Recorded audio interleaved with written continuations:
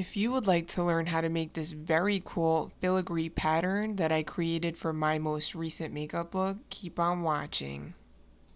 I got a piece of parchment paper and I made a line about 8 inches long across. I found some filigree designs through a quick Google search and I pulled them up on my tablet and blew them up to the length that I made that line so I can trace over them. And so the tracing commenced. I'll have you know, I did make an honest attempt to freehand this design, and it came out so bad that even a kindergartner will probably laugh at me. So I had to conjure up a different plan, and this ended up being the most efficient way to do it because it helped me spend less time on doing this and more time focusing on the thing that I actually was trying to do, which was my makeup. The reason my hand looks so awkward drawing this is because I kept accidentally touching the tablet through the paper and the image kept shifting. I realize now that there are several ways to prevent that from happening, but hindsight is 2020, guys. Hindsight is 2020. And this was the completion of creating my chest piece.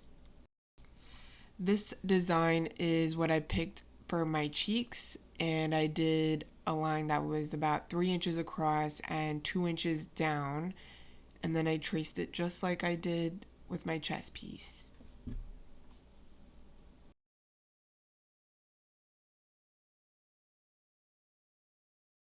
This was the design I picked for my other cheek, and I followed the same measurements and the same method.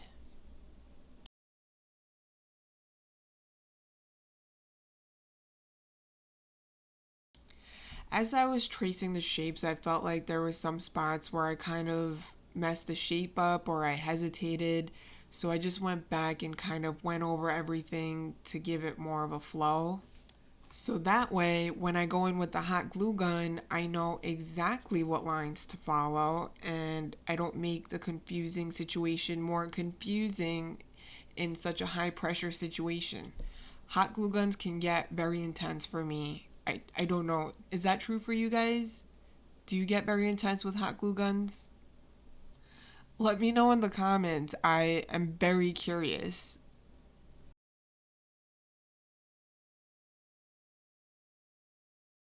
I tested the hot glue gun on this extra piece that I had first because I didn't know what I was doing.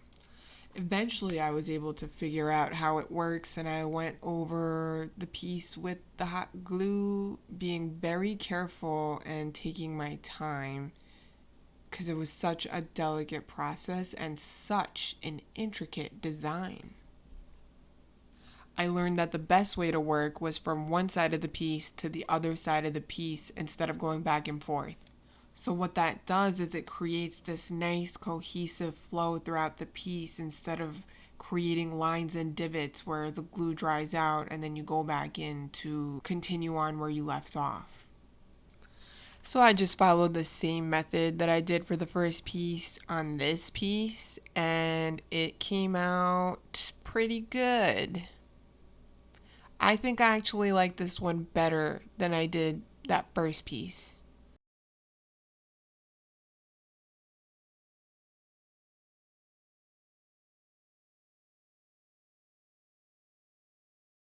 So when I started this piece, I encountered another level of difficulty because the lines were a lot thicker than the point of the glue gun.